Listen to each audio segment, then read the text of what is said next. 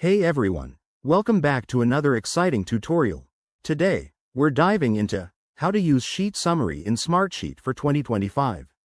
If you're managing projects, tracking data, or collaborating on spreadsheets, Smartsheet's Sheet Summary feature is a game changer.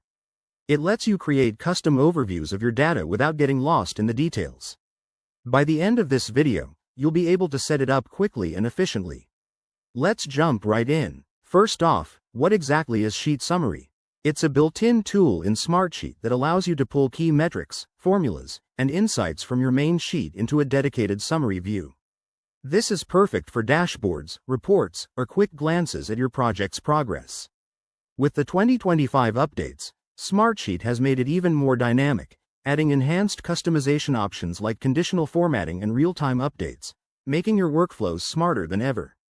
To get started, open your Smartsheet workspace and select the sheet you want to summarize. Look for the Summary tab at the top. It's usually right next to the main sheet view. Click on it, and you'll see a blank canvas. Now, add your elements. Hit the Add Field button to include text, numbers, or formulas. For example, if you're tracking a project budget, you could add a formula to calculate total costs automatically.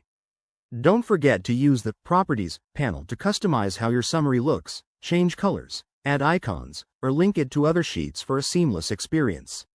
One of my favorite tips is to use filters in your summary to focus on specific data, like high-priority tasks.